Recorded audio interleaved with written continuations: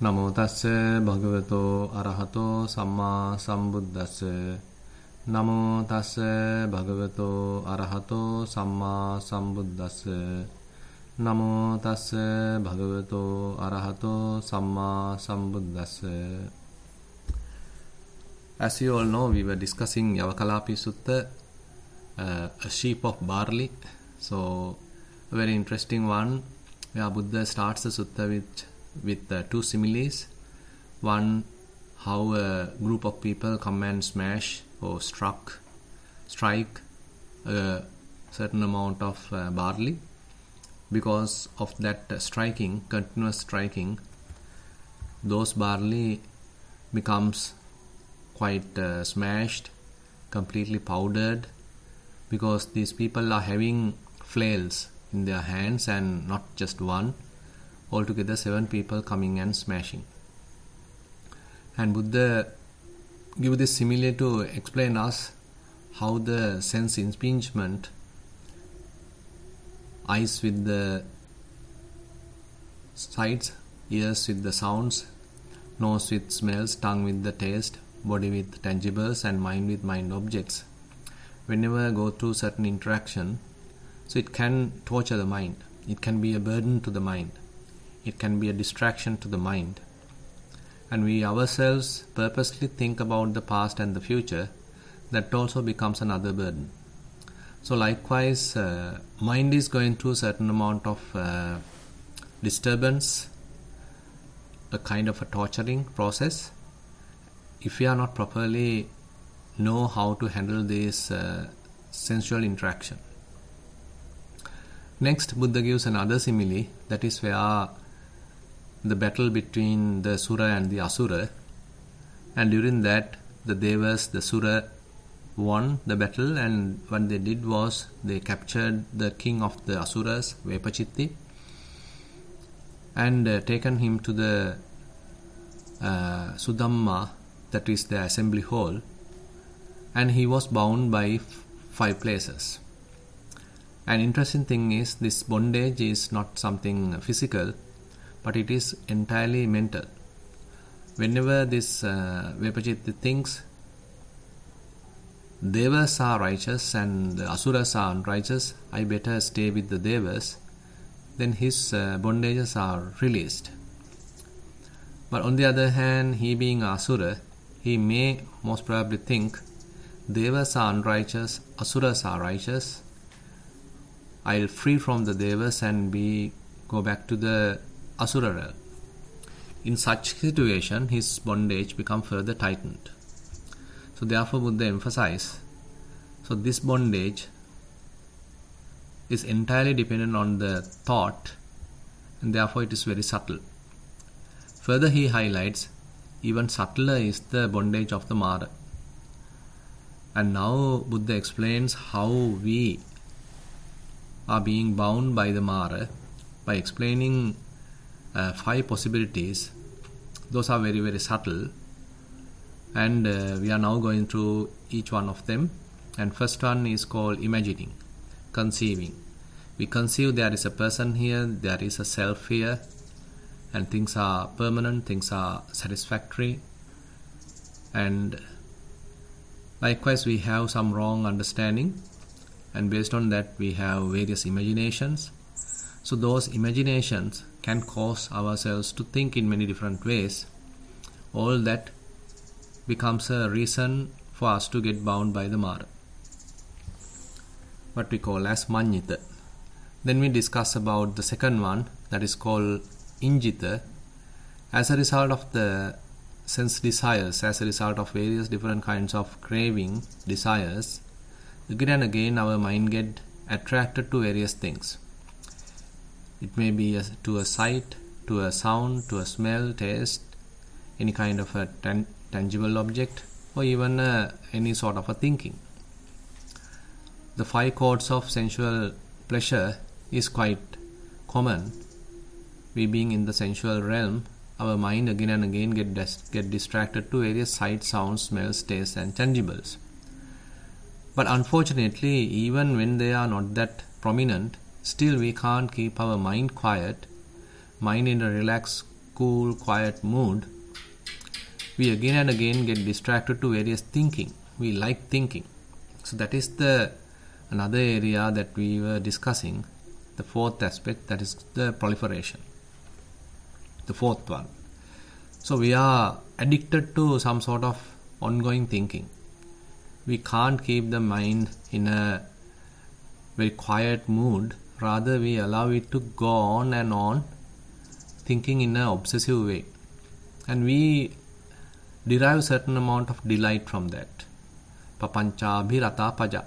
So therefore Buddha explained, this whole folk is very much like infatuated into this kind of thinking. They are victim of this sort of thinking. They are very much like addicted to this sort of ongoing obsessive thinking. And so, in order to explain this whole scenario, we have taken Madhupindika Sutta and we explain 3 stages how this thinking process happened, how this conceptual proliferation happened, and then we further discuss using the Bhaddaka Sutta how Venerable Sariputta giving certain instructions to the monks. So if you all want to have a better death, a kind of a good death, how you should behave. So there he is giving certain behavioral aspects as well as certain psychological aspects. And in first sense he is saying, okay, you shouldn't be too much busy. You should have some time for yourself. Don't get overwhelmed by too much obligations. Don't fill your mind again and again to various activities, various doings, various jobs, various reservations. Again and again the mind being occupied, and we want to occupy the mind. We are in a constant attraction to various kinds of tasks that prevents us from looking at ourselves in a more spiritual way. So in order to look at ourselves, in order to reflect about the mind, we have to a little bit reduce our tasks. Then only we may get a little chance to look at ourselves. Then second, he say, okay, you shouldn't involve too much in talking, because keep on talking with one or two or any other group, constantly take your time. Nowadays, due to social media, so people keep on get engaged with others. They always want to be online. Always they are again and again going to the phone and looking whether there are any messages, any kind of emails, any pop-ups. So many different way people are constantly being distracted because of this constant engagement. So if you are doing like that, again the mind can't be settled, because you are again and again agitating the mind. Third, you shouldn't be too much lazy and delighted with the sleep. Sometimes people are too much into sleeping. They're fond of sleeping and they may get up very late, and after the breakfast also they want to have a nap and ultimately fall asleep. After the lunch also they want to sleep, and at night also they want to sleep. So if this is the timetable you are following, then you are in an unfortunate situation, because mind get used to this sort of very lethargic attitude. Your mind is not upright.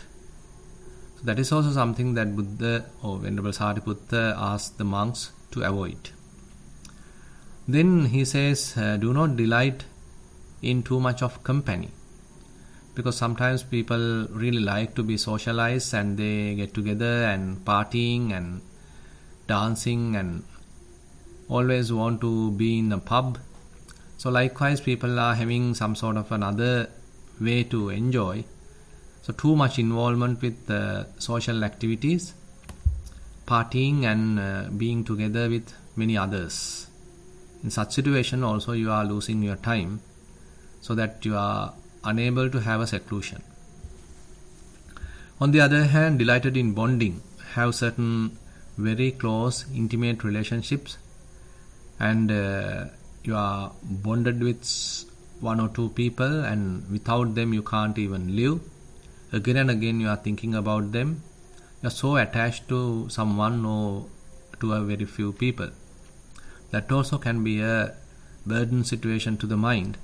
So whatever a little change happen in them, whatever certain mishap happen in them, can cause fair amount of disturbance in your mind, because you are so dependent. You expect certain kind of a behavior from them, but unfortunately they themselves can't maintain it.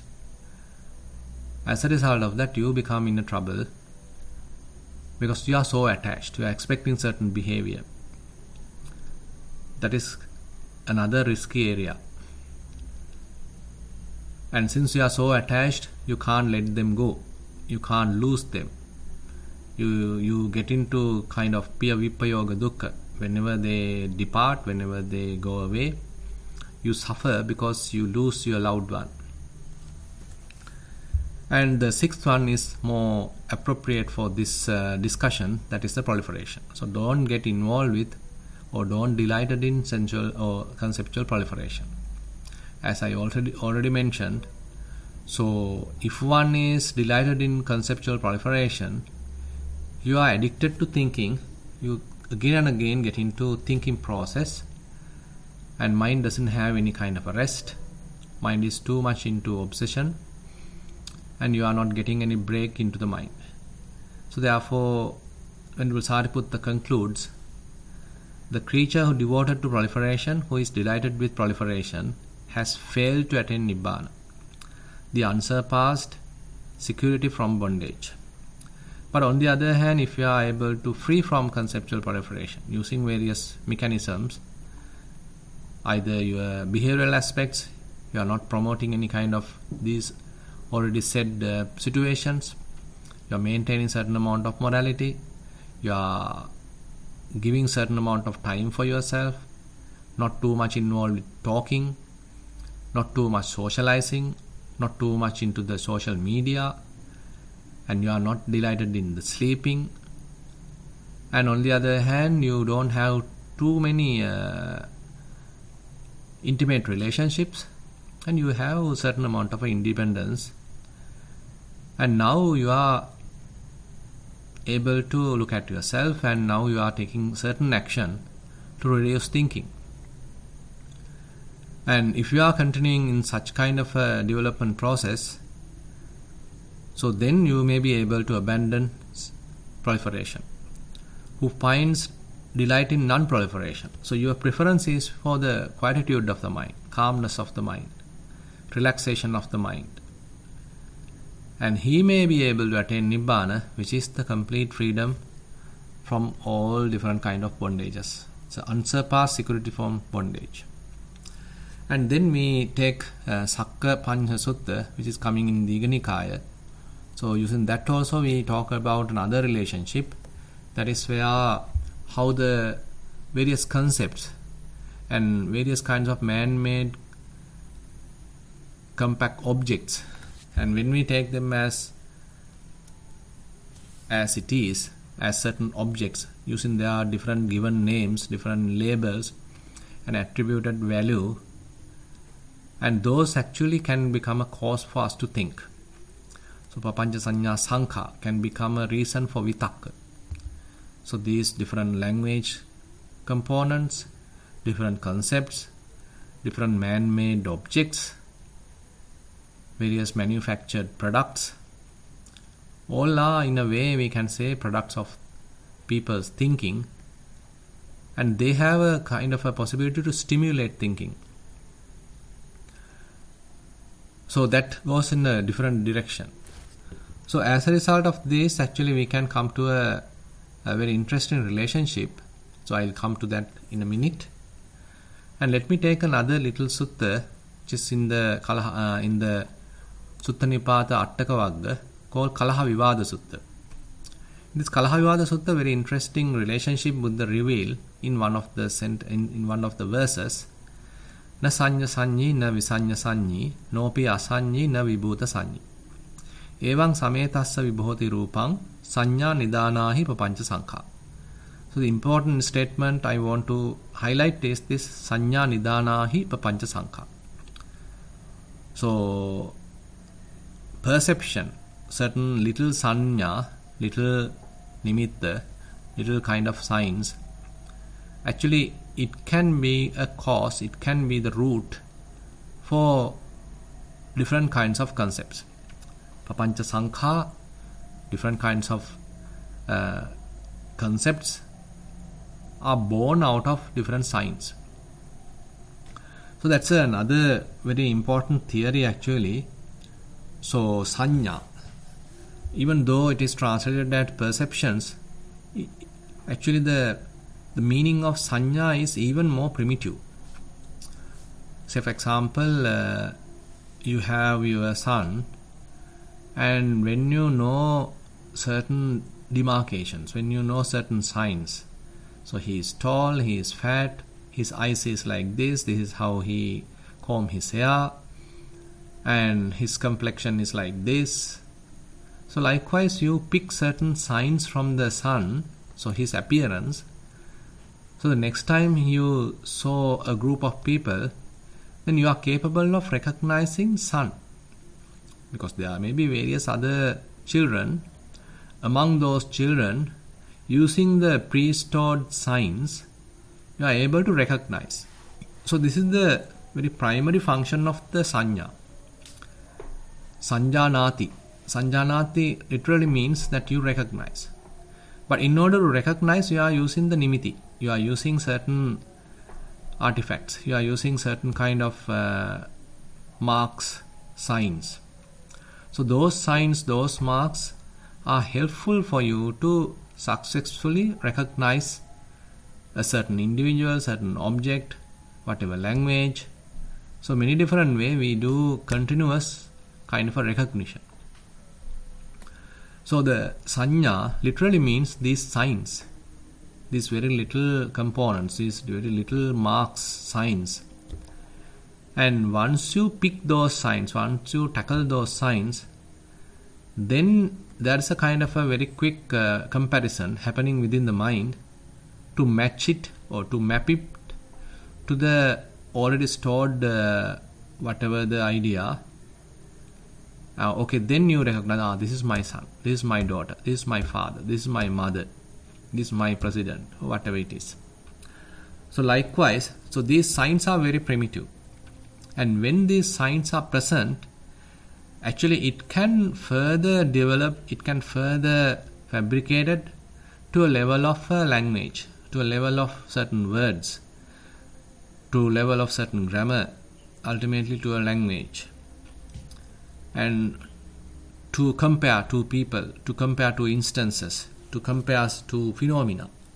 So likewise, signs are very much like functioning as a very primitive construct for this whole recognition process, for this whole measurement process, for this whole comparison process. So therefore Buddha indicate here sanya nidanahi papancha sankha. For concepts due to proliferation are based on perception, based on signs, based on marks. So marks are very much the primitive artifact using which we develop further concepts, we develop certain words, we develop certain languages, and therefore further we can get into thinking, etc. Now we can come to a very interesting relationship between these suttas. Actually, as per Kalahayavada Sutta, we can now understand sanya is the very primitive artifact of papancha sanya sankha.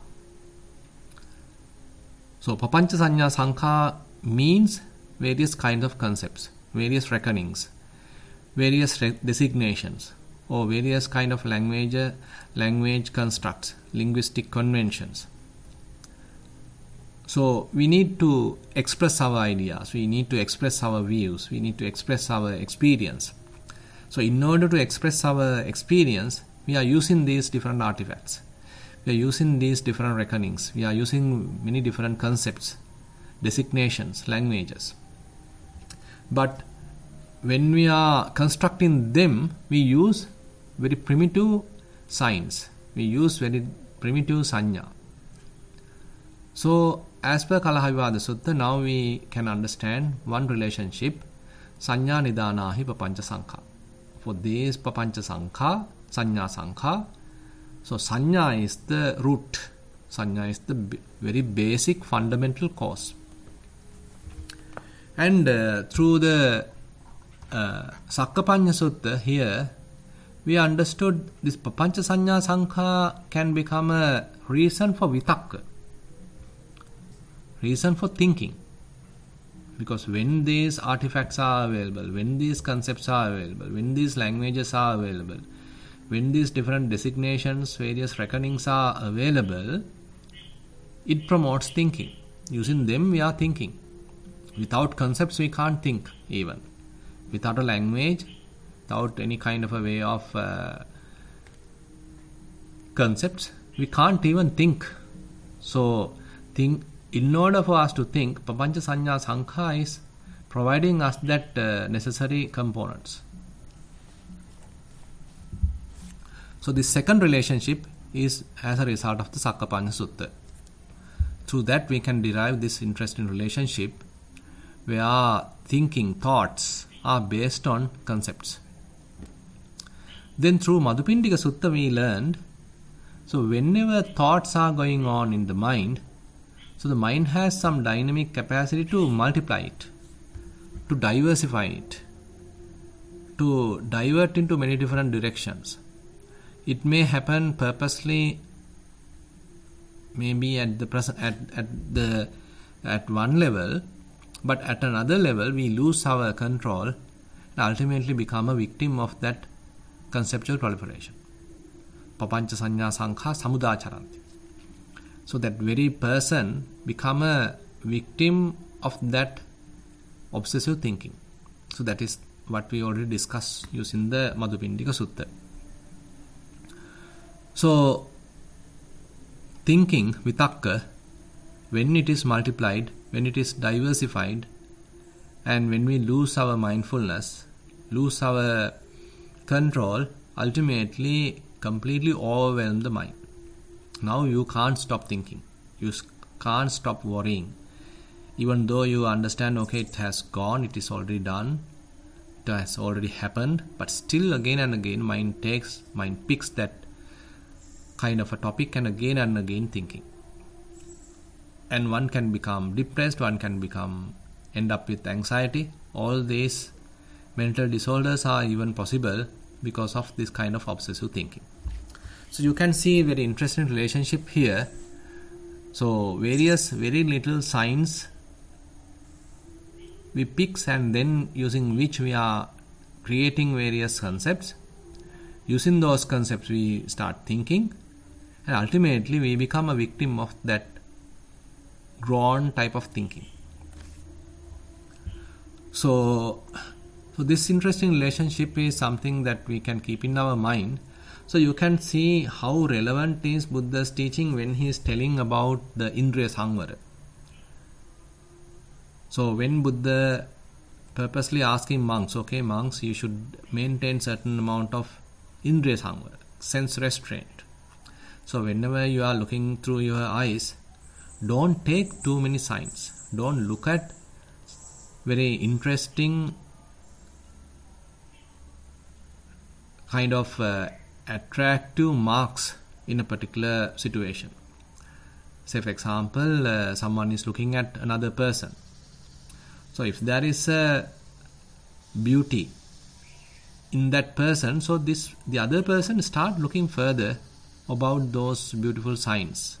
Whatever mind become delighted, so those signs are the areas that this person is really interested. So keep on looking at those signs, those areas. So that further develop the desire in the mind. It can become further more lustful because the mind keep on picking those signs, which promotes thinking, which promotes sensual desire. So for Kamachanda, Buddha mentioned, so this Subha Sanya is the cause for the Kamachanda to develop, sensual desire to develop, that your mind is conditioned to pick certain signs which you or we perceive as beautiful, interesting, and we keep on looking at those beautiful, interesting signs. As a result of that, kama chanda is developing, sensual desires developing. Similarly, the ill will, patika sanya. So the ill will, for ill will to develop, again we pick these tricky signs, and the way that person talk, the way that he is behaving, and you might remember what he has done. All these little components, you keep picking them to the mind. You take them to the surface of the mind. As a result of that, the ill will develops. So you can see whole sensual desire or ill will particularly dependent on how we handle signs, how we handle nimittas, how we handle various marks through eyes, through ears, through nose, tongue, body, and the mind. So therefore, signs actually play a very big role in how we are dealing during the daily activities. If we are maintaining some sort of a sense restraint, then Buddha say, okay, don't take these different triggering signs. Those can provocate the mind. Chakkuna rupan disva na nimittak gahi hoti, nanu byanjanak gahi. So Buddha say, okay, whenever you look at something, so don't take the nimittas, don't take even the little signs. If you take it, then again you get overwhelmed by sensual desire. You can become a victim of ill will.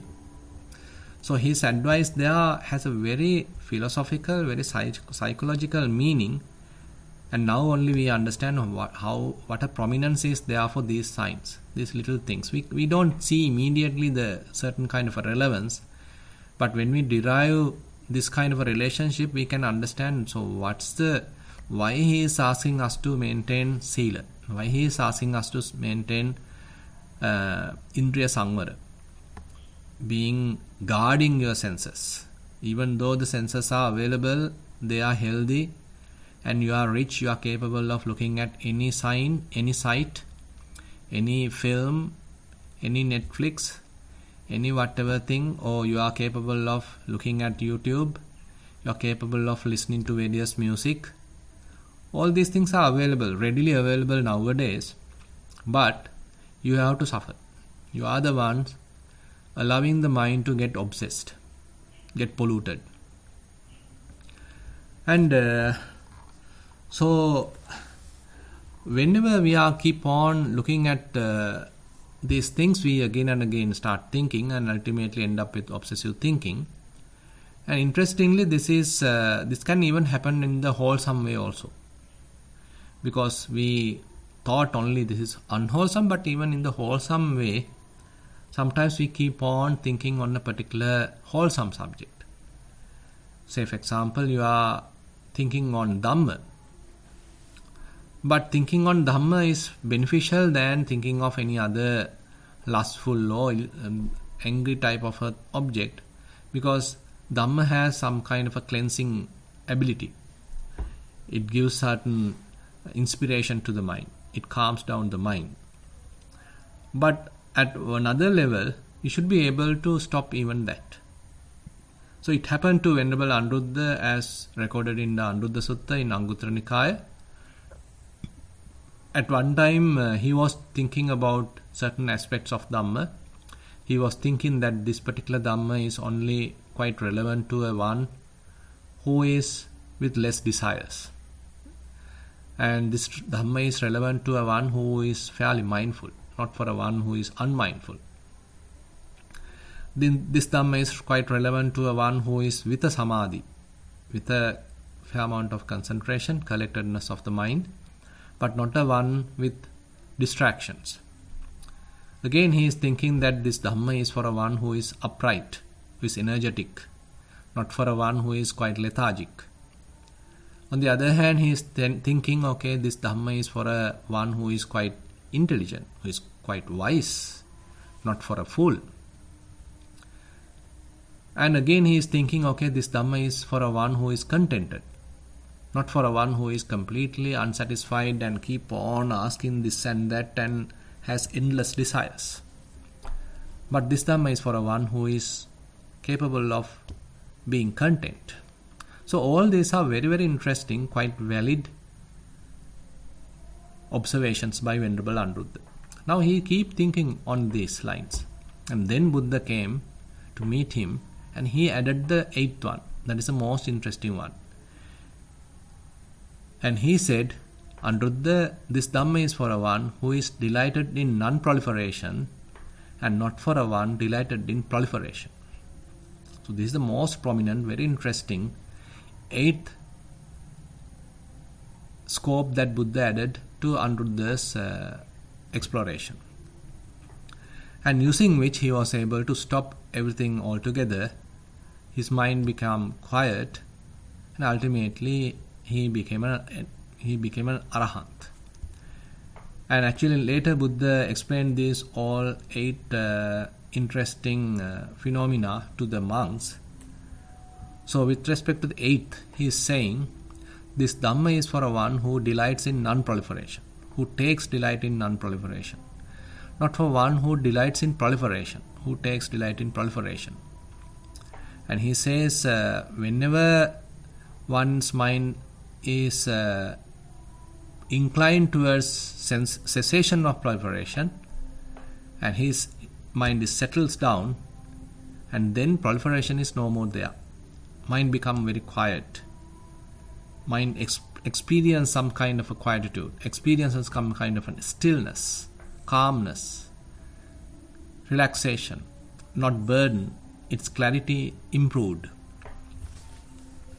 So therefore, even the Dhamma related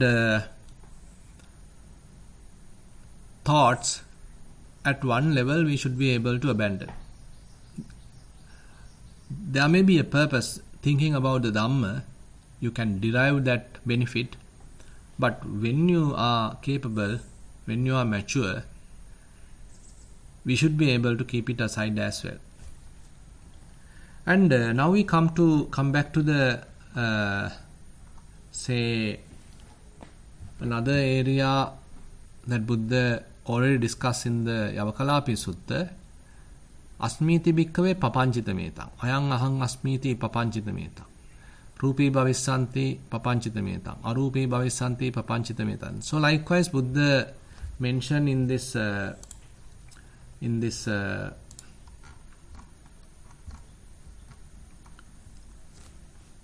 nine very primordial kind of examples in this Yavakalapi Sutta. I am this, I shall be, I shall not be. So these are very subtle and very fundamental thought constructs.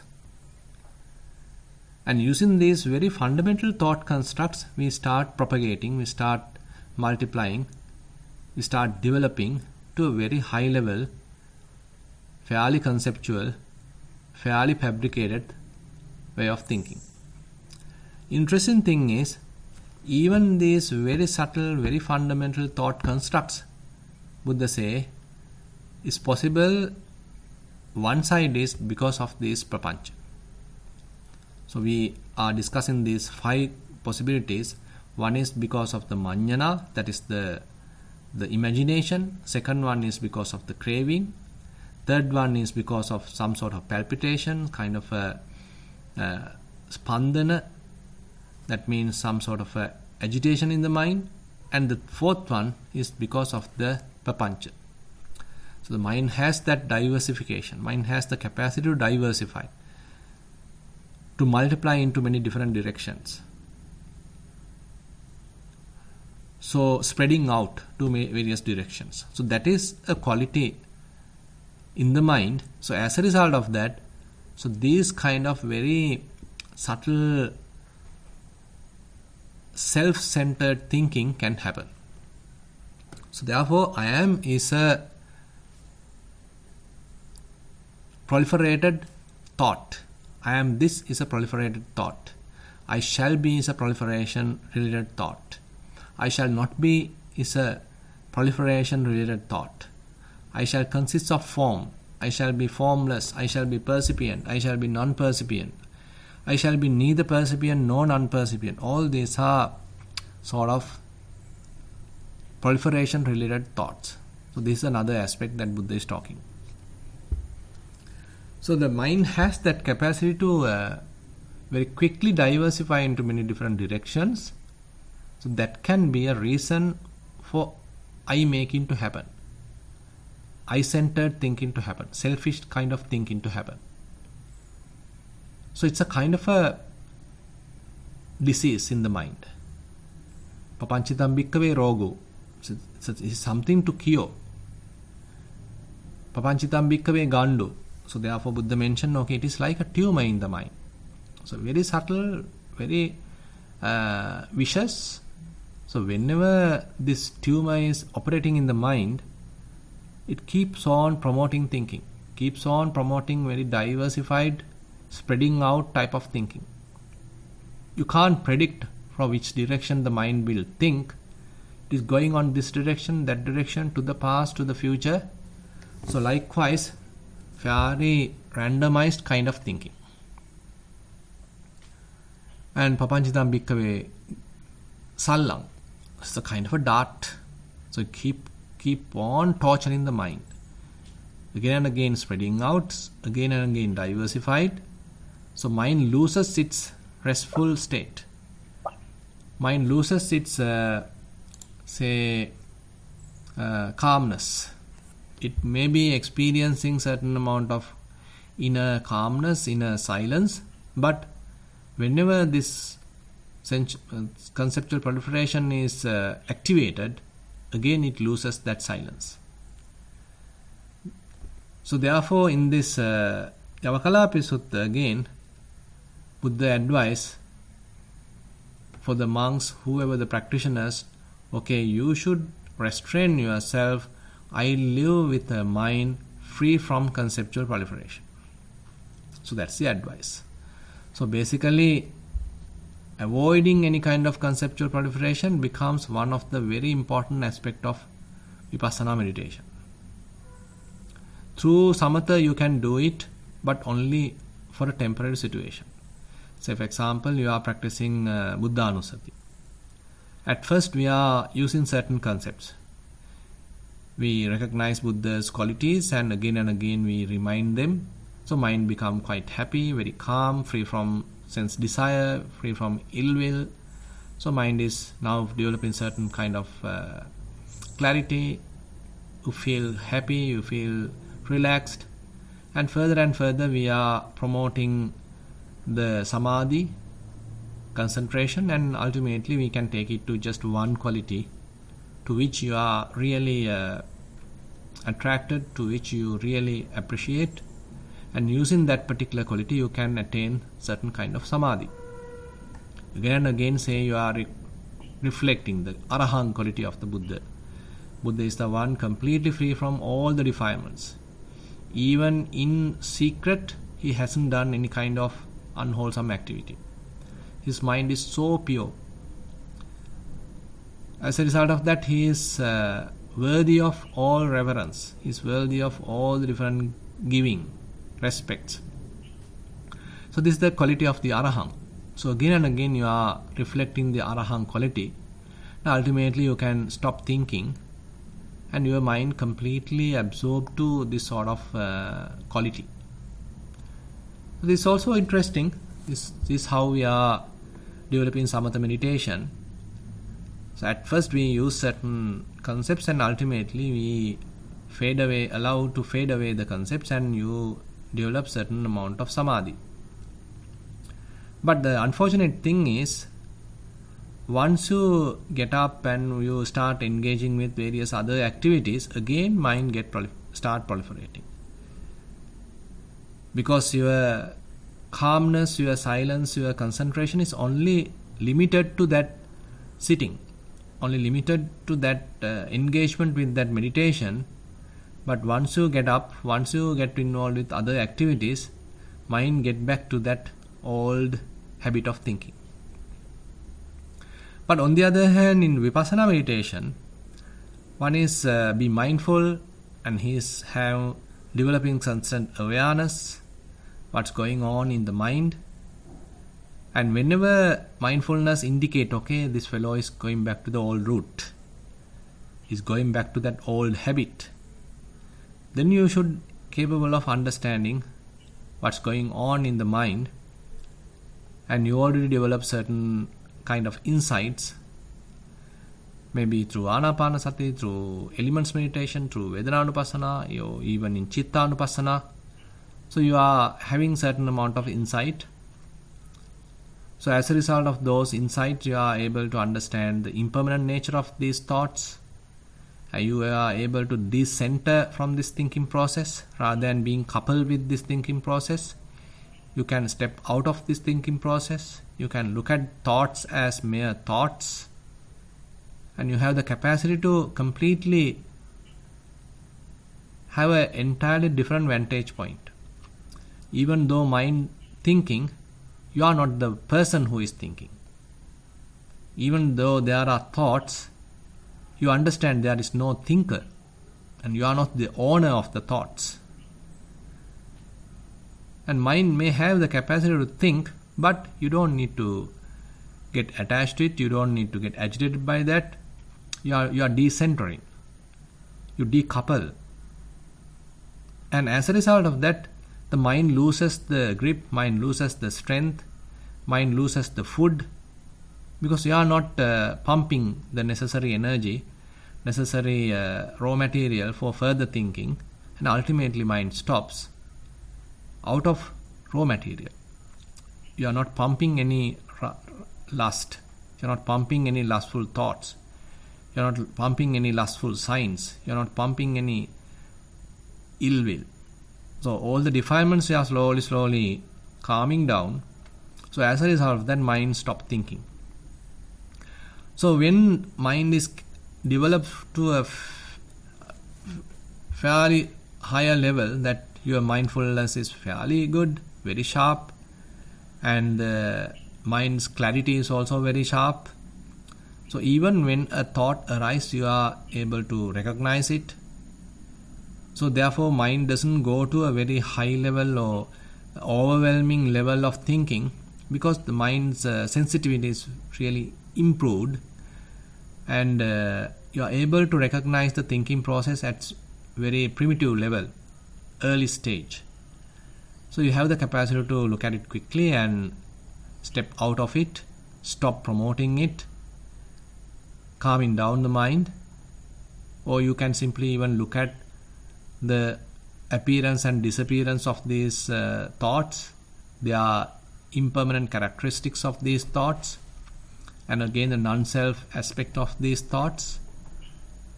And now maybe gaps between thoughts able to happen, and you notice those gaps as well. And ultimately a longer gap also available, and further mind gives up thinking, and you end up with silence and no thinking now, and mind is quite spacious now. So you are able to recognize this spaciousness. Mind becomes spacious, and you are capable of maintaining this spaciousness, and you don't need to think. Rather, your mind is now inclined towards this calmness, inclined towards this silence, inner silence. And you are fully aware. You are not into sleeping. You are not sleeping. You are not unaware. You are not unconscious. You are fully conscious. But not jump into various objects. You are not jump into various phenomena. You are not thinking about the past. You are not thinking about the future. And interestingly, even in the present moment, your attention is not landed upon any object. You may have a pervaded awareness without an object. The mind experiences complete clarity without an object. You are fully aware, completely conscious. Fully conscious awareness is available with complete clarity without an object.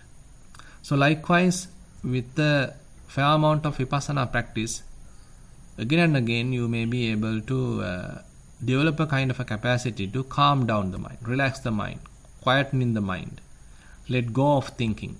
You recognize the thinking, and then if necessary you are able to let go of it, stop it, keeping the mind quiet. So this is a very interesting area for us to explore.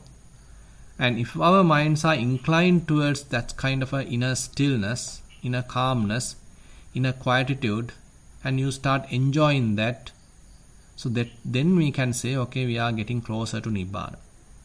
As Venerable Sariputta pointed out, Yochapapanchang hitvana nippapancha pade ratu aradaiso nibbanang yogakkemang anuttara. So he says, the one who has given up conceptual proliferation and who is inclined towards non-proliferation, he is actually experiencing the Nibbanic bliss. He is actually experiencing this calmness, quietude, stillness of the mind. And it is not wavering now.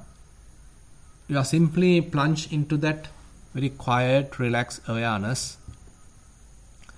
And you can't see even a person there. You may be simply experiencing this quiet awareness. Mind has stopped. Mind simply experiences the relaxation, calmness, quietude, still conscious, but there is nothing specific to be conscious. So these are the very interesting and very profound results of Vipassana practice. And so in this Yavakalapi Sutta we can see how deeply that Buddha analyzing all these things. And with that note, I like to conclude today's Sutta teaching session. Now I like to open the session for questions. Thank you, Bhante. Sadhu, sadhu, sadhu. And if anybody have any questions, please raise your hand.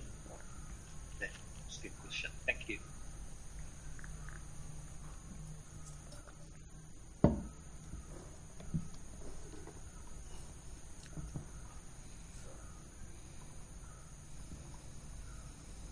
I see. Antrad, you can unmute yourself and ask the question. Thank you. Thank you. Can you hear me, Bhante? Yes, yes. Bhante, I just want to ask, like in the last statement, you mentioned that like you need to see the gap between two thoughts. Is that correct? Yeah. Like I mean, if it is possible for you to notice it, then it's very much like, say, when a river is filled with algae, but still you know that the water is there. So once you are simply using your hands, keep aside certain algae, and then you can see through that the pure water is available. So that's a kind of an inspiration that you understand, okay, it's available, I can do it. You get that the inspiration when you observe that gap, and then it propagates. You understand, okay, not only here, there are also another gap, another gap. So likewise, you start noticing the gaps. It's actually encouraging practice then. Okay. So in my practice, I just like to see the gaps like mainly my thoughts and the breathing. And then also like when I listen to something, like I can see the gaps, and then just like the more you see, the more it expands, I guess. Exactly. Yeah, like there's more space. Exactly. Is that correct? Like the exactly. more you start seeing. Exactly. Because it's a kind of it's a promotion to the mind. It's a kind of another way of inspiration to the mind, because we may be thinking, okay, it's hopeless and we can never do that. My mind is keep on thinking, I can never stop it. How can a mind experience not thinking? So these are very wrong beliefs that we are enjoying. But now this experience is completely opposite. You understand the gaps. You understand, okay, mind has this capacity. Even my mind has this capacity. So why can't I further expand it? So you get kind of inspired. You get that ability because you have experienced that, at least for a short moment. Then it's a matter of promoting that. Okay, seeing it more, like you Exactly. increase the frequency. Is Exactly. that correct? Like Yes. you Yes. increase the frequency. Okay. Yeah. And also, so by the gap, you mean the space, right? So I just want to like further clarify. It's just Yes. space, like you see like a bit of a space between every thought or every whatever you listen to. Correct. Is that correct? Correct. Okay, yeah. Yes. Okay. Yes. And is that how you, like, the more you see, is that how you, like, I don't know what you call keles, like, like when the keles, like, start depleting? Is that what happens the more you see it? Is that what happens? Like, that's what I feel like Yeah. I don't know what you call for keles in English, correct. but Yeah, let me take the Yavakalapi Sutta again to give a further explanation to that question. Now, in the Yavakalapi, when we are discussing Yavakalapi Sutta and particularly the Papancha,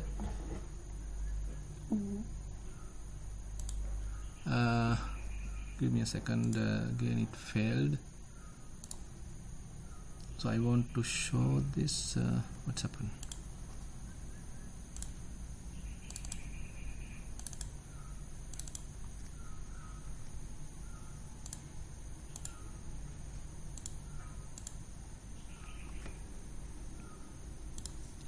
So here in the Madhupindika Sutta, Buddha gives a very interesting relationship. Here you can see Yato nidanam bhikkhu purisam papancha sanya sanka samudacharanti ettache natti abhinanditabbang abhivaditabbang ajjose tabbang.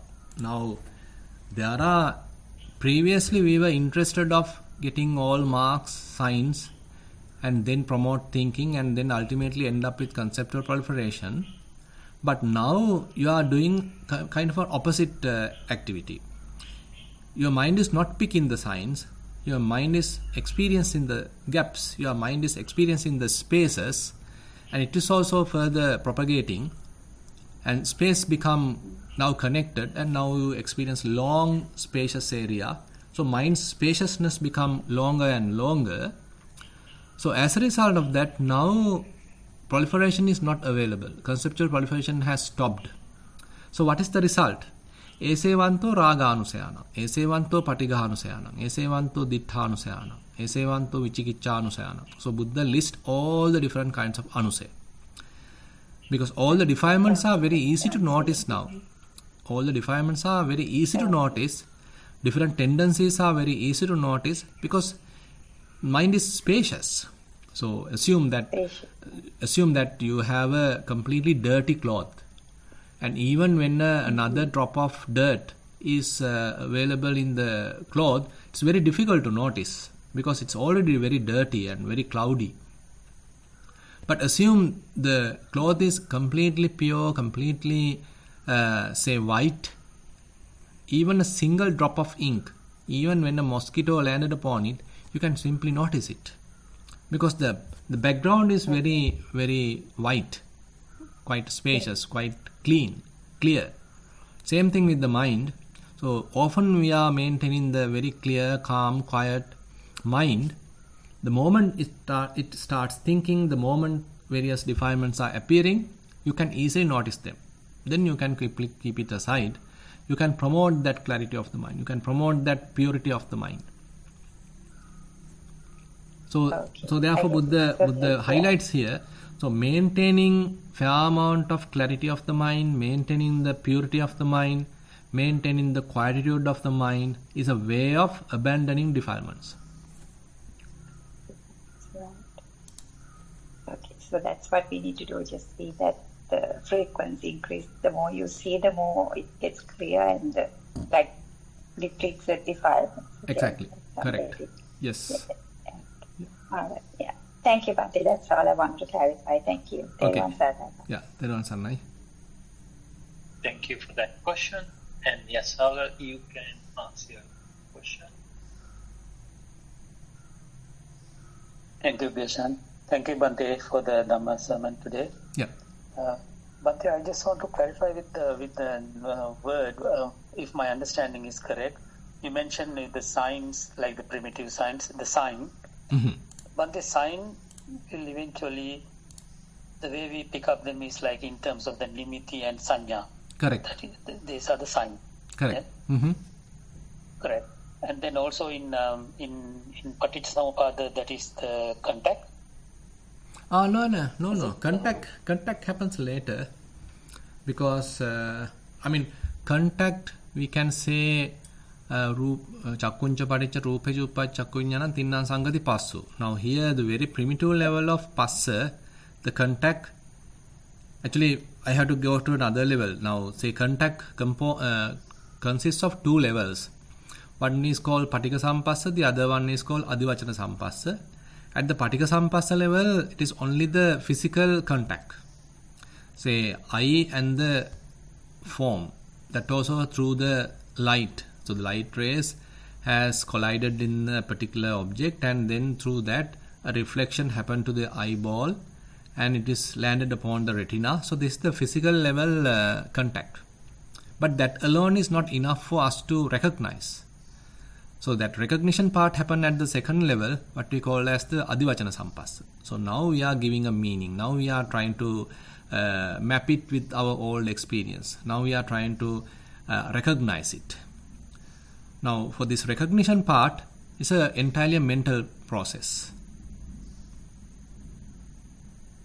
For that, for that we are using the nimitti. For that we are using the signs. Old stored signs are also used in order to map, in order to compare.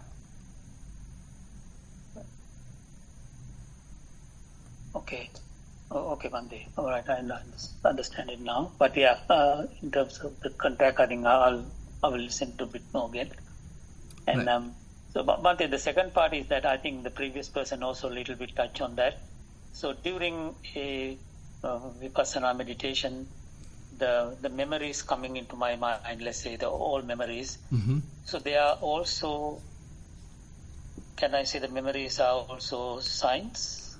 Or actually we can say while we are going through a certain memory, mind filled with various signs, mind filled with various artwork, different kinds of images, mental images. Now so it is not mere only thoughts, but background of the mind is filled with those memories, filled in the sense those visuals are available among the thought, among the thinking. Now say just to give you an example, now say the difference between a television and a radio.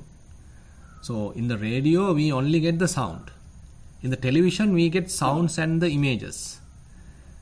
Now similarly in the mind, assume that the thinking is like a sound, but the signs are very much like the background images which are providing further another aspect to the mind. So now thinking happens while you are imagining those experiences through certain visualizations. Right. Okay, but that is a very good explanation. The radio and the TV. Yeah. But anyway, please don't limit the signs only to the visual aspect, but there are sounds related signs as well, smell related signs, taste related signs, contact related signs. It's a very interesting and fairly advanced area. So the cha sanya. So Buddha say the sanya is actually into 6 areas. Now just to explain, now say whenever you are recognizing certain visual object, we are using visual signs. But whenever you are recognizing sounds, say two people are talking. So how are you recognizing, okay, this is my say son is talking, now this is my daughter is talking? How you know? Certain signs are there. There also you have certain very little, maybe frequency related or any tone related, certain signs are there using which you know, okay, this is my daughter, this is my son, or this is Nanda Malini, okay, this is Amaradeva. So likewise we have the capacity to distinguish using the signs attributed to the sounds. Similarly the smells, similarly the taste, similarly the tangibles. Yes. Thank you, Bhante. And just to share my experience, actually I agree. I mean, I have experienced that some of those memories, thoughts that I had before has been cleared. In the sense, I don't even hardly think of those anymore. Right. Which was some of them kind of even to a certain level was bothering me a few years ago. And so I think that is the vipassana that helped to clear it. Yeah, definitely yes. Yeah. Because it's a kind of a, it's slowly developing. Slowly our purification is going on. So previously we may experience it only time to time, but later as we continue the practice, now you may be able to do it quickly, and you may be able to do it in a very smooth way without much of a struggle. It also happens often. So likewise the development may happen. Thank you, Bhante. Thank you for the clarification. Okay. Much merit. Thero Sarnai. Yeah, Thero Sarnai. Thank you for that question. Next question goes to Radhika. You can unmute. Thank you. Bhante, can you hear me? Yes. My question is based on my state of mind right now, because I'm going through a very difficult period. And it's because, like in Sri Lanka, we had a freak flood, and we are right in the middle of it. So I thought, yes. You were in Sri Lanka during that time? You were in Sri Lanka during that time? No. I'm in Canada right now, but I'm saying a similar situation is facing here. Really? I see. So it's like, just think I'm in Sri Lanka in the middle of the burst flood, okay? So just because I don't want to get distracted, I'm talking about my mind, but I had to give you the background so that you know what I'm going through right now. So I was using my meditation to help me to accept, cope, whatever with this situation, right?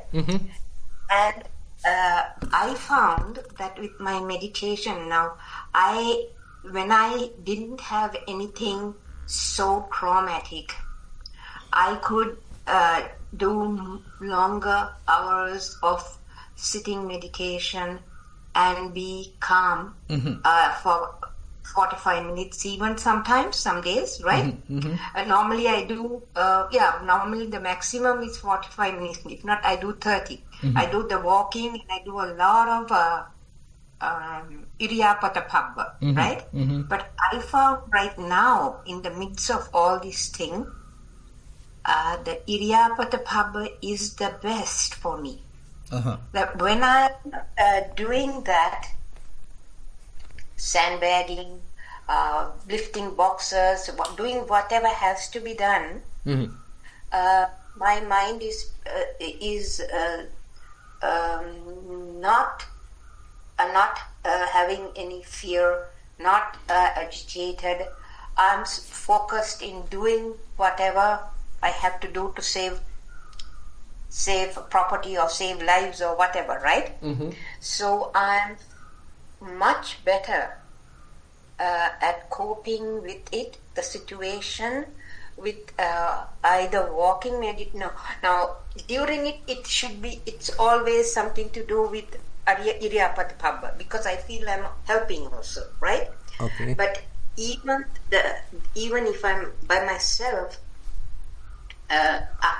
if I'm doing the walking meditation, I can use that to let the thoughts flow through me without getting entangled in the thoughts. But I'm not, and this is the thing what I'm doing with the walking, I'm not really Chetanaven putting attention to my walking now, right? So I know I'm walking, and if I walk slowly, I'm not sure whether it's right for me to do this. So when I listen to any walking meditation, they always say, focus on the feet, make sure you keep with the sensation and all that, right? So if I walk slowly and I have nothing, I can keep it with my feet. I can see the sensation on my foot, not on the tile, on my foot. I can feel it. I can see how the body sways to the right, the left, the whole thing very mindfully I can. But in a situation, I feel better just to walk faster. I know I'm walking. I can feel that very heel, ball, toe, very, I can feel it. But I'm not chetanaving putting it there, right? And I can feel in the background these thoughts, so many thoughts. But I can't, but I'm not catching on to any thought either, right? I'm not, so it's not bothering me, it's not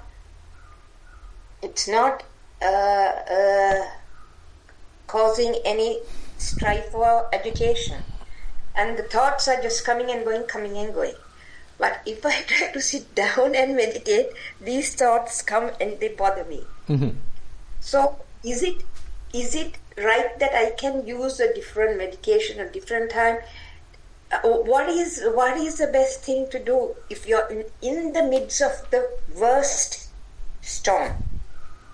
Like right today, we were at the city hall speaking to the engineers and the people, and I asked, what can we do to prevent this from harming either our house or our friend's house or neighbor's house? And I said, what can you, the city, do to reduce the chance of it again? Because we had it 4 days ago, and now they're saying again, alert that evacuation alert again today.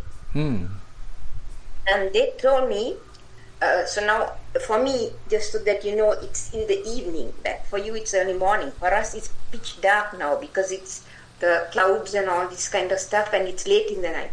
It's only 7 o'clock, but kind of dark. So they are telling right now, we are monitoring the river, right? It's being monitored, but we cannot do anything to alleviate the problem, right? And you can't do anything either because it's too strong, right? But if anything happens, we will give you an alert and you have to evacuate. Correct. We'll make sure that your life is safe, right? Yeah. That's all I you can asked do. them, okay, so what is the sign you're going to give me, right? The last time you came and knocked on my door, right? And when we bent down, already the water was in our house. So are you going to wait again till the water is in my house to let me know? When are you going to let me know? And then the event has happened and finished, right? And then you are going to let me know, right? So what am I supposed to do right now? And he said, you just go back. I mean, basically nothing. Just know that we are monitoring everything and if there is any danger. So this is exactly what they said before, right? So it was pretty stressful. Now everything is calm and everything is fine, right? We have let go of the first incidents. Second incidents, we don't know when it might happen or whether it will happen. And I thought it's so good that that I have the class. I can ask you because of course I don't have anything now, right? I can't do anything totally outside my control. And the city has told me that they will only take action once it happens. Exactly. So what is the best way for me to use my mind in this night? It's too dark for me to see the water coming in, right? I see. They have to come and knock on the door. Or they have to send an alarm. I said, are you going to send me an alarm to my phone? If not, I will not hear it. I'm not going to see it till the water is inside my house or somebody knocks the door. So what is the best way for me to cope with this? So I have to meditate. Or like now, they want me to just go and sleep, right? But I can't sleep. I have to. When I'm doing the sandbagging, when I'm helping somebody, when I'm collecting, doing anything, I'm fine. Because I'm doing the Iriyapata or I'm doing something. Even if I'm walking, it is helpful. But when I just sit and wait, or if I lie down and wait, it's harder. So what do you suggest? Yeah, and one thing came to my mind is they may be using some electronic device or some kind of a mechanism to detect the water level, and around your house, if you are able to afford some kind of those devices, and so using which you will get a kind of a early warning. That is one situation, because you know that these things are there, it's going to happen, and you may have the capacity to buy these different devices if possible, and then you install those devices around the house or wherever the most risky areas, and through those devices then you get an early warning. So this is one thing came to my mind. And the other thing is, you can install a light or whatever into that area so that you can see the water level, because you can install. Yeah, we are not allowed to do anything in the reserve land. But the where it is happening is not in my property. Right? The effect of it, because we live in a mountainous area, right? We live in British Columbia, so that's mountains and valleys. It's beautiful, and it has never happened before. There is a freak thing that has happened because there was upstream, there was trees falling and then a mudslide. Right? So instead of the creek going the way it normally goes, right?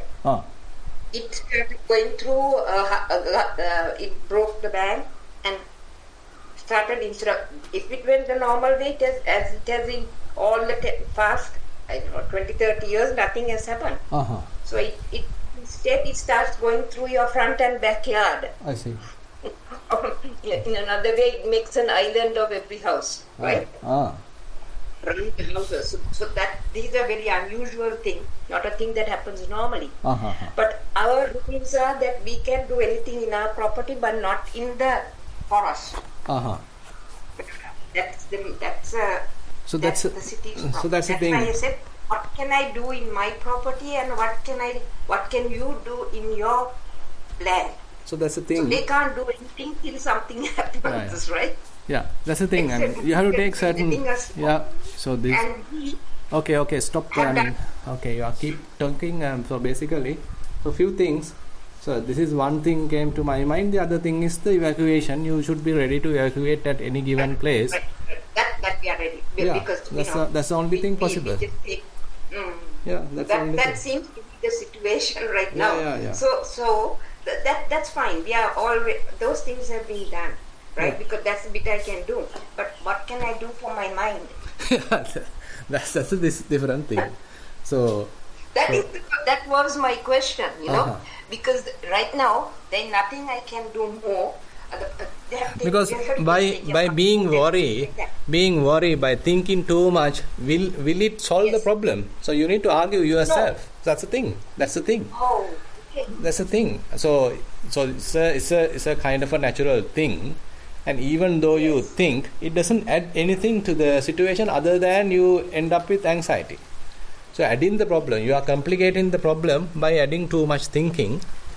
Either you think or not, situation doesn't vary. The situation is completely a conditioned situation. So it is better that I do something, right? Because if I'm doing something, I'm fine. If possible, do not to think. Right. As we discussed today. So thinking makes you further confused. Because you are too much thinking and you are too much anticipating, you are thinking the worst situation, all that adds too much to the burden of the mind, and actually, and then you are losing the clarity of the mind and you become stressed, and you are unable to quickly take the correct action also, because your mind is crowded. Right. So, because this is the sensual world we are living. It's an entirely vulnerable world we are living in. So you can't we can't expect complete safety in this vulnerable world. Who thought in our country, for example, who thought in our country the Mahavali River would come to the Peradeniya University? Mahavali River would come to the whole Kandy area. So nobody has thought about such a kind of a thing, but it has happened. Yes. And even in 2004, who thought that the whole coastal area being completely inundated by the tsunami? Nobody thought about it. Yes. So like that. But this is the vulnerability of the sensual world. We need to accept. That's why this is not a safe place in a way. This whole sensual world is completely filled with risk. So people are trying to minimize risk by planning and designing and all that, but still you can't guarantee 100%, and any moment things can go wrong. Yes. And So very interesting thing. Another interesting thing. I saw. Buddhaguna Bhavana or meditate rather than trying to sleep. Is that good? While doing that, you maintain a sleeping posture. So when mind become relaxed, naturally it might fall asleep. Okay. Well, thank you very much, Bhante. Okay. I think you have helped me. I wasn't sure whether walking was better, doing something like I clean the kitchen, do something that will take it away, or whether I should just sit and try and calm the mind through sitting. That's my. I think all areas may be workable at different occasions. So you can try various options, various possibilities, and different activities might work at different levels. We can't predict. We can't have a clear-cut direction. You can try all these different things at time to time, because once the mind is agitated, we can't simply say, okay, just this method will work. Rather, you do a little bit of Buddha Anusati, you do a little bit of walking, you sit and then try to look at the mind, you do a little bit of Anapanasati. So likewise, you can try different methods. So when mind picks, okay, this really works, this really calms down, okay, you propagate that, you promote that. Right. Thank you very much, Bhante. Much merit to you. Okay. Saranai. Thero Saranai. So the next question goes to the Zoom user. Please state your name and ask your question. Thank you. Hello, Bhante. This is Drake Ward from Oregon.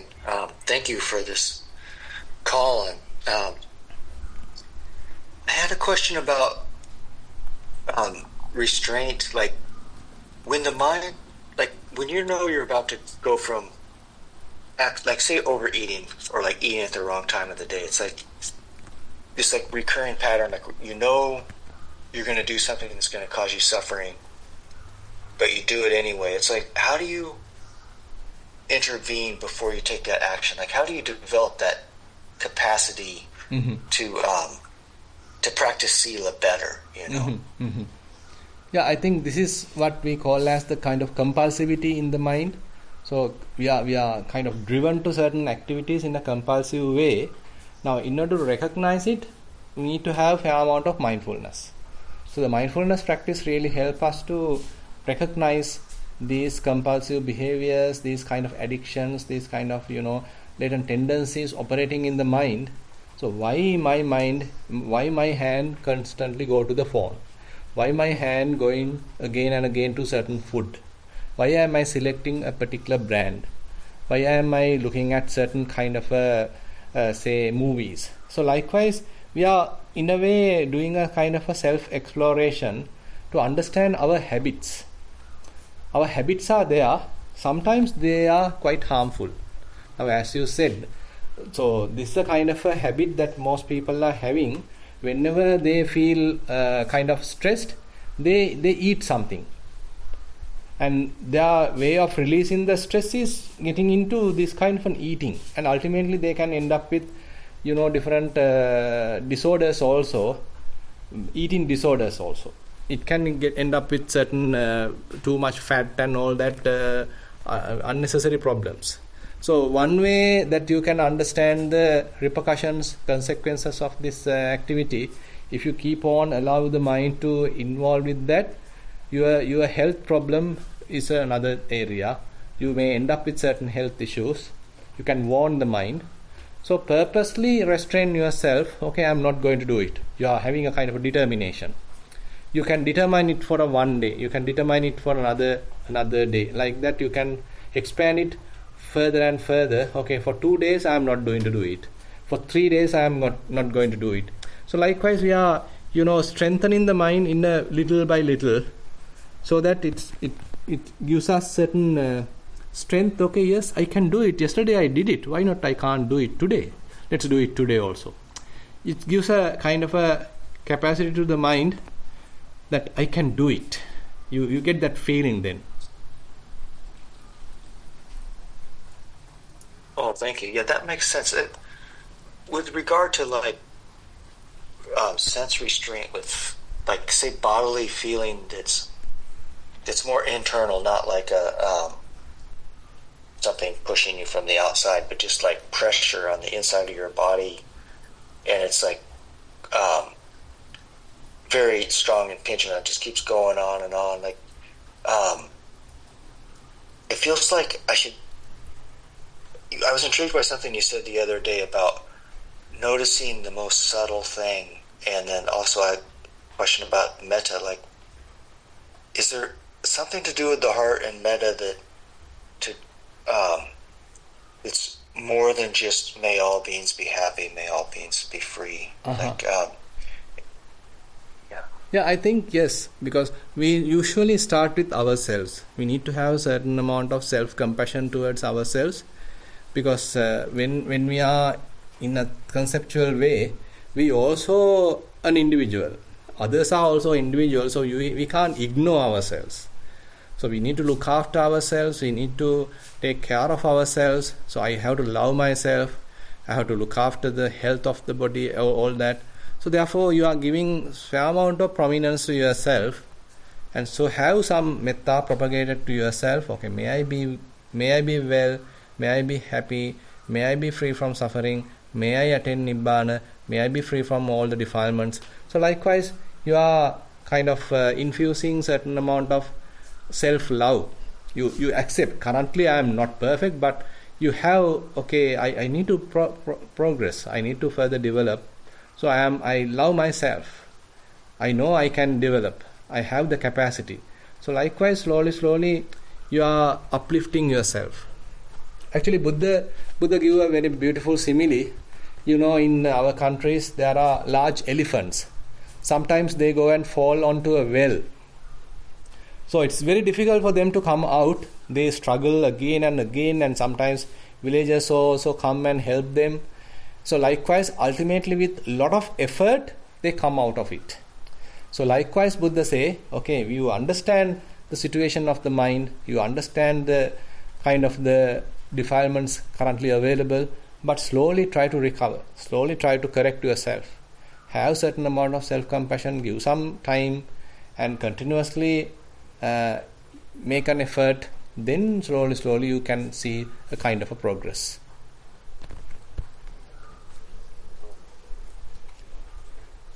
Well, thank you. Yeah. I appreciate that. Yeah. So nothing happened overnight. It will take certain amount of time, but it is really necessary to continuously maintain certain consistent practice. Now again, today also you do a little bit of walking and try to establish mindfulness.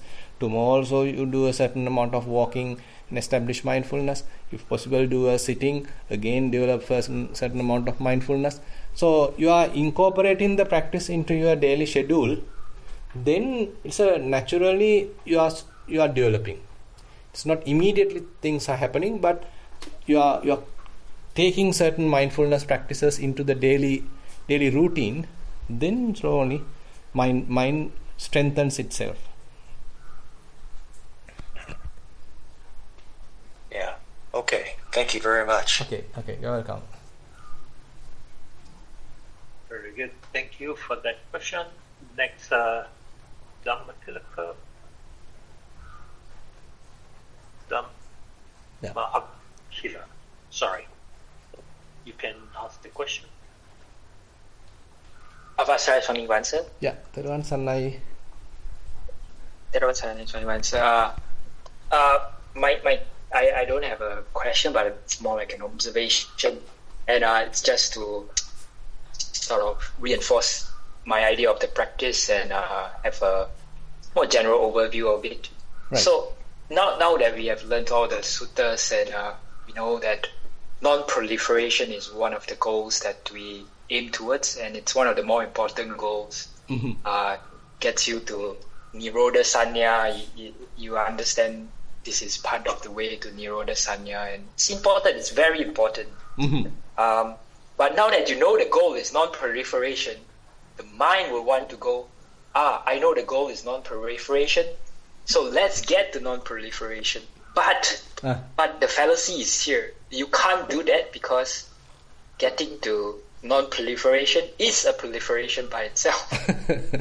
So the way to get to non-proliferation is to have your faith in the practice and just keep practicing mindfulness, everything, the practice. Exactly. Sila, Samadhi, Panya.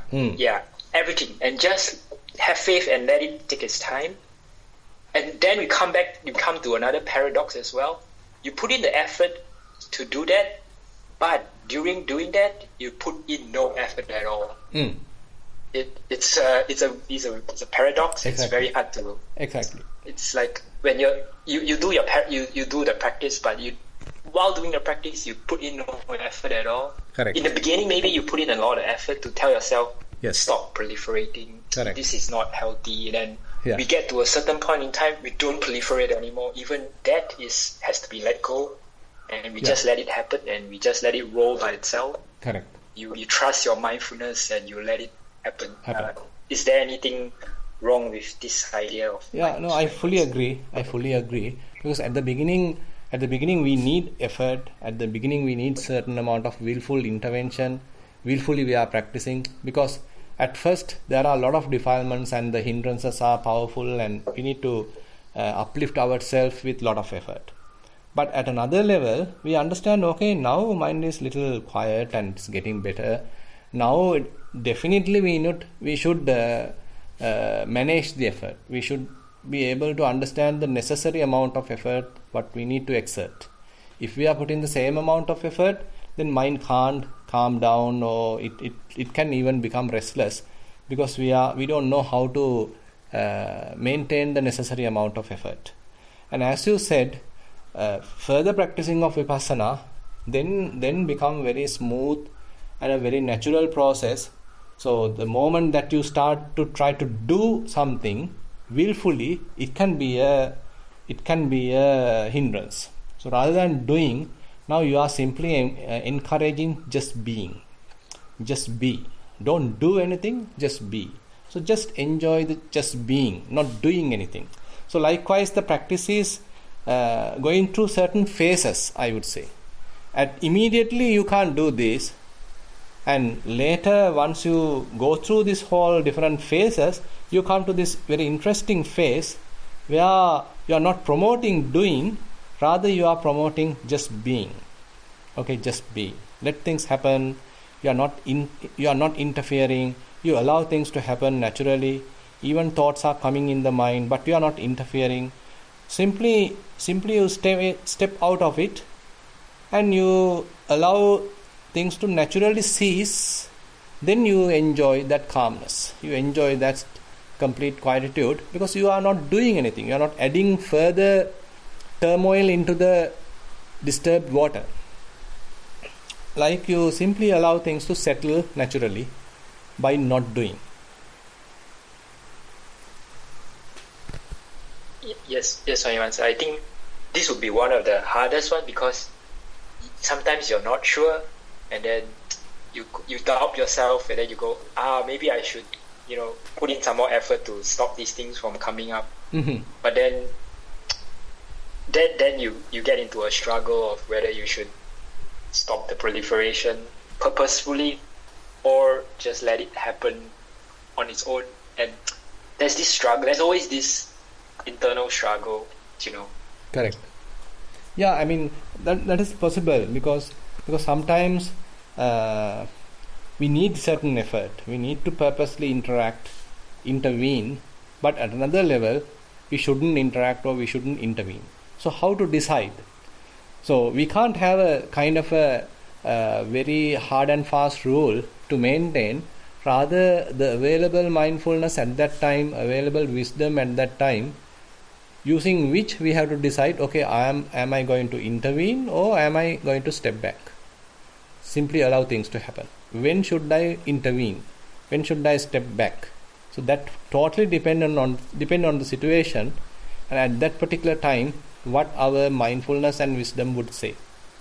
So we are fully dependent on the mindfulness and wisdom. So based on the instruction given by or understanding taken through the mindfulness and wisdom, either we should intervene, or we step back and simply rest, just be. Yes, I also think that this takes a little bit of experience. You got to fail sometimes. You got to you got to just have some failures along the way, and then you understand. Oh, this is not the way to do it. Definitely, I should be doing the other way. Definitely, yes. Yeah. So that's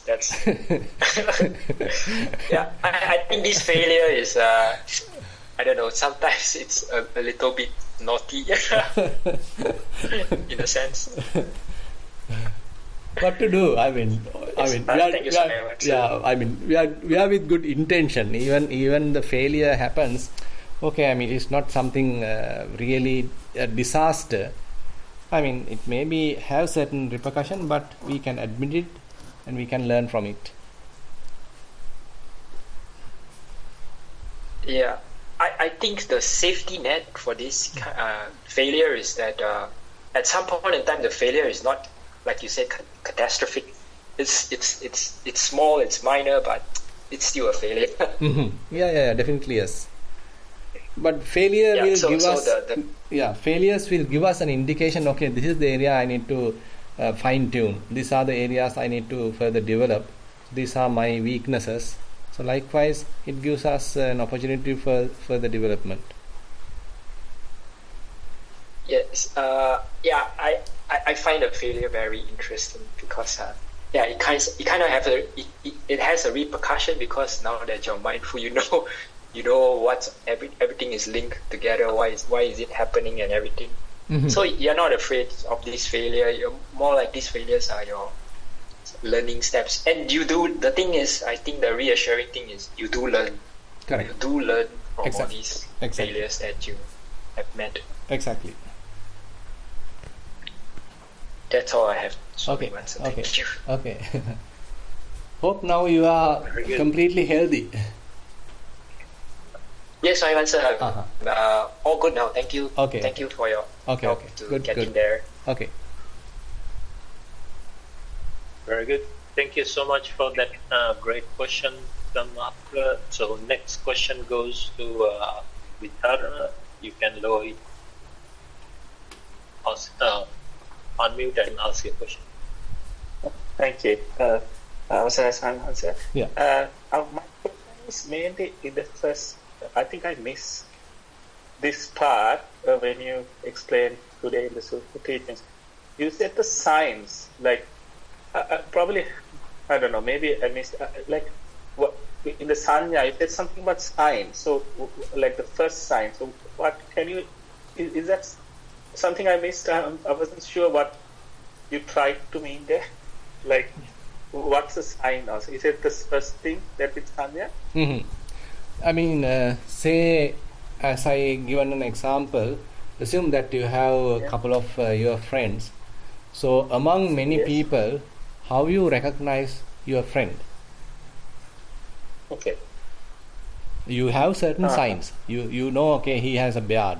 He combs his hair to this direction. He's a tall guy. So likewise, certain signs are already registered in your mind, attributed to your friend. Okay, my friend is like this. I'm talking particularly now about the outer appearance related. Outer appearance related, certain signs and marks are there, using which you are capable of recognizing him. Now these signs are the most primitive artifact during this recognition process.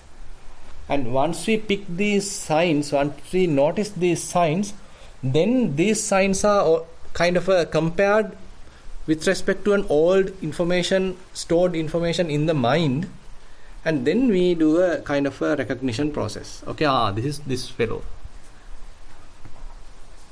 So signs play a very primitive role, a very fundamental role in this recognition process. So the sanya use, sanya, the function wise, it is the recognition. In order to do this recognition successfully, we are using these different signs with different marks, attributes. So the whole thing starts with this. So, but the only thing about is like I guess I'm trying to relate to my practice, which I always try to do with when I listen to sutras. Obviously, my practice is not to that level that I can see the first sign. Like I see when I capture something, it's probably much later. So is the practice supposed to sort of go us to a depth that we can see the first signs at certain one point, or is this just like a sort of a teaching that we know that this happens? Like say for example, yeah. No, thing is, as we develop the practice, more we understand the impermanence. So mind has a capacity to give up picking the signs. That is how the mind turns into animitta, what we call as a signless. Okay. Because you understand, things are continuously changing and they are impermanent, so that the insight happens through impermanence, changes the mind to minimize picking the signs, and it may start noticing the space instead of the signs. Now, say for example, in your room, there are maybe various objects, right? Your table, maybe your laptop, and many different objects are there. Different, say, furniture is there. Various interesting parts are there. Always our mind gets distracted to these different objects, but we never notice the space in the room, because our minds are constantly distracted or attracted to these different objects, because they are very important, they are very valuable, and we like them. All that are there. But with the insight practice, so we develop certain amount of insight, understanding, and slowly it reduces the desire, the craving part, and now you start experiencing even the space. Mind doesn't get immediately attracted to various objects. Instead, mind has a certain rest, certain kind of restful state, and your mind is kind of taking a rest rather than getting attracted. Now, during that occasion, now you are feeling experience in the space, like that. So now it is not picking the signs. Instead, now it is experiencing the signless. Okay. So, Bhante, I guess it's sometimes the words that you try to get. For me, I'll try to relate to my practice, because this I like to always, as I said, to do with the practice. So when I do the practice, I think I told you a few times. So nowadays I get to a state where, as I said, the clarity. Like it's a place where I tend not in that when that happens, Bhante, like. I don't like, at least once I don't like to hold on to anything. It's just where anything that comes is disturbance, right? So I don't know if that's called a samadhi or something, but that's my practical thing. So when I go, like when I initially start doing, so in sitting down meditation or walking, initially start with a rough thing, like, knows how you feel the breath and all, but sooner, I go to that state where it's very comfortable, where but anything that happens, it doesn't like to get disturbed, sort of, right? Correct. So is that okay? Yeah, is that the space? Yeah, that is where the now mind loses its interest to these different incidents, these different objects. It has given it up. It has let go of all that, and now it likes to mind its own business. That's a good sign. Okay. So when you say space, because everybody has difference of what they think is space, that's why I asked. So the other thing, I think the same thing I asked first.